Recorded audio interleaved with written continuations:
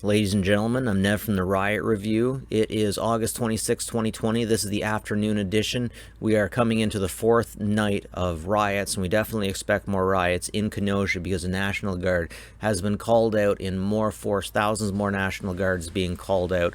Apparently there was only a few National Guards out there, or hundreds, or maybe 800 National Guards in Kenosha last night because the people in charge of the show in Kenosha didn't think that we needed it. The 2 deaths and 1 injury that we know of definitely says different.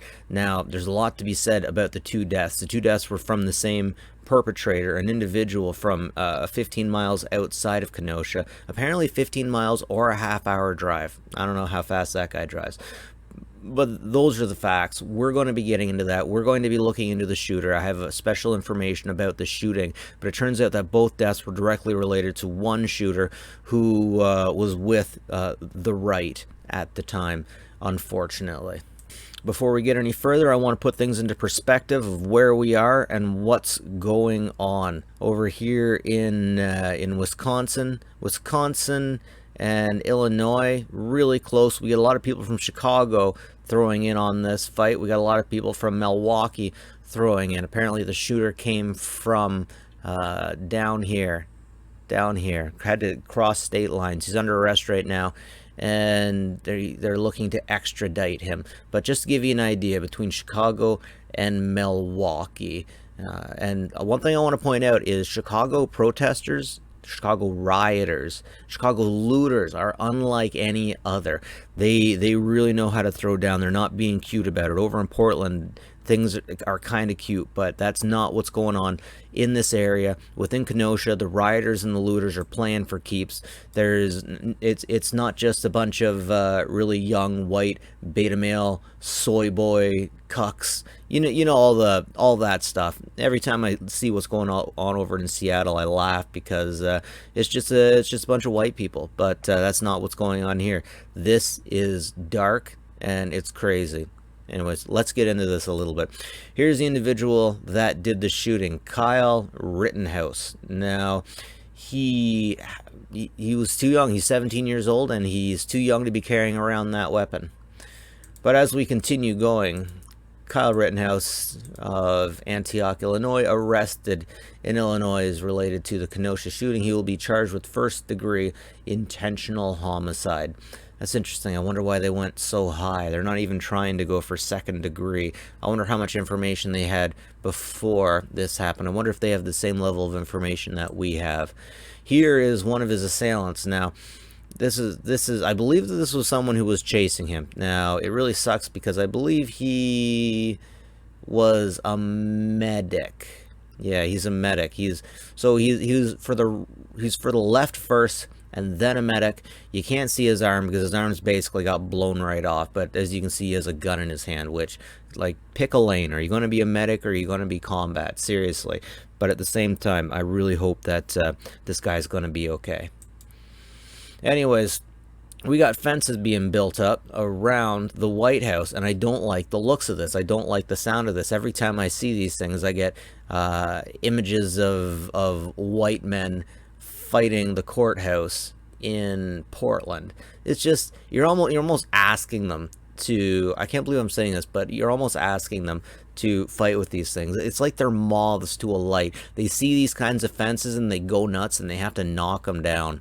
I don't know what's going on there, but the far left is just like that. Like, hey, there's a fence. We gotta mess with these things. So this is an interesting character that popped up.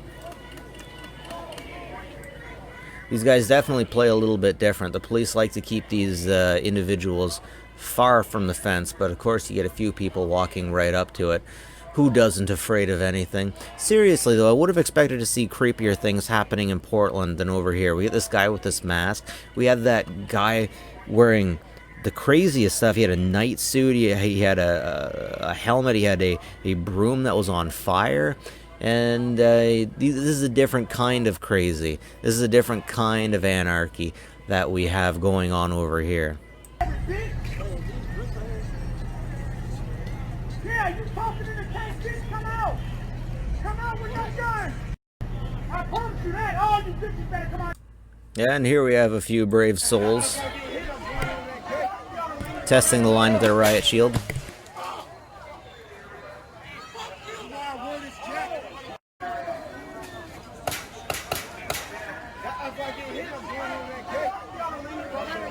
Oh yeah, honestly, that guy pulled off an interesting move from the left, being able to just jump and throw something in.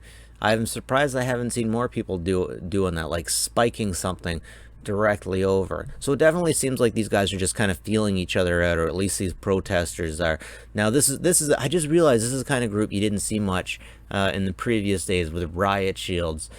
Just a bunch of angry people smashing things and breaking things, but no defense, and maybe not even much support group. Just angry people with bats breaking things. But on the third day, we start getting these shield guys in and medics. Once again, links to all of this stuff in the description. Here we got more riot shield, folks. I really think it should be a law that you cannot protest with a gun and you cannot protest with a riot shield. You cannot protest with weapons. I'm really leery about idiots that throw stones that big at police officers. That's not cool. That's not cool. Like, there's a lot of people saying peaceful protesters, but yeah, they have riot shields. You don't bring a riot shield to a protest. That's what one of my commenters said. I got a lot of really intelligent commenters. So this is the shooter. This is the murderer. I don't know what you want to call him. So you had non-lethal, but you didn't respond. We don't have non-lethal. So you guys are full on ready to defend the property. Yes, we are. Now, if I can ask, can you guys step back? Medical, EMS right here. I'm an EMT. We're protecting from the citizens, and I just got pepper sprayed by So he sounds like, from all the information that I'm gathering about him, he really seems like a bit of a Boy Scout, and he's not racist. He's not saying anything bad about any group. He's there to protect property. You can take that however you want. The cops might. Hey, why don't you guys go tell the sheriff to use a chemical bomb? Okay, so that's something I didn't report or hear on earlier. Some of the protesters are using chemical bombs. Chemical bombs is definitely a new evolution to the show. We've seen over in Portland, feces and urine bombs were used against police officers. So I definitely think that these chemical bombs is a new thing. I'm not sure if they're talking balloons filled with chemicals, because you can get some chemicals together real easy that would really harm, just from going to like the dollar store. I ain't gonna list any of the things, of course, but you guys know. So I believe that this is a scene from the second night. It's something about these fences. These lefties are just drawn to it like moths to a flame. It's as if there's this wall and it stands for systemic oppression, and they need to break it down immediately. Like the wall separating what was it? Berlin. What was it? East and West? Yeah, East and West Berlin. So they're like, there's a wall here. We need to destroy it. It's fascists. Okay, so let's get into the news and information about the shooting. So this was the bloodiest night, in my opinion, since George Floyd died. But the fact that it happened by one person, and it was a 17-year-old kid that was too young to even be carrying that kind of weaponry. There's some nuance to it. Anyways, let's check out this story from Chicago, CBSN. Breaking right now. Graphic video. A heavily armed teenager shooting at people in Kenosha. We're piecing together the disturbing scene that left 2 people dead. Plus what we've uncovered about the suspected gunman, a 17-year-old from Illinois now in custody. We don't have non-lethal. We're asking, why didn't police stop these self-appointed protectors of the streets? Good afternoon, I'm Brad Edwards. And I'm Erica Sargent. His name is Kyle Rittenhouse. The 17-year-old now arrested following a horrifying attack in Kenosha captured on cell phone video. The shooting happened during the third night of unrest there following the police shooting of Jacob Blake. Rittenhouse is from Antioch, Illinois. That's about 1 hour north of Chicago and about 15 miles from Kenosha. We have team coverage of the deadly shootings, including new steps to stop the violence in Kenosha. But first, CBS 2 investigator Megan Hickey live at Vernon Hills, where the suspected gunman is being held. Megan. Brad and Erica, 17-year-old Kyle Rittenhouse was taken into custody this morning in Antioch. He was brought here to the Lake County Juvenile Detention Facility where he's awaiting extradition back to Wisconsin. Social media videos captured last night in Kenosha show a young man armed with a long gun. Today, police and court records identified him as 17-year-old Kyle Rittenhouse. The videos appear to show him fatally shooting 2 people. We're not going to show the most graphic videos here, but want to warn our viewers that even what we are showing is difficult to watch. One person is shot, and then another. This morning, Kenosha County authorities issued an arrest warrant charging him with first-degree intentional homicide. We stopped by the teen's Antioch home this afternoon, but property managers asked us to leave, and we were escorted off the complex by police. Antioch High School's website says Rittenhouse is not currently associated with Antioch or Lakes Community High School. In a photo posted on Kyle Rittenhouse's now deleted Facebook, he's sporting a long gun. Based on his social media posts, he appears to have been a former police explorer, a program for kids considering a career in law enforcement. The Anti-Defamation League says there's no indication from his social media footprint that he was connected to any extremist movements. I work at that business. The video from last night appears to show him walking past the police responding to the scene without being taken into custody, and then saying he works at a business nearby. The court records indicate that Rittenhouse is a lifeguard at a YMCA in Lindenhurst. Now, tonight we're learning more about one of the 2 people killed last night. He is 26-year-old Anthony Huber, who lived in Silver Lake, Wisconsin. His partner says he was the smartest, kindest man she ever knew. So yeah, all this stuff put together definitely sounds like Kenosha is a battleground area for anyone in the area that wants to fight for one side or the other.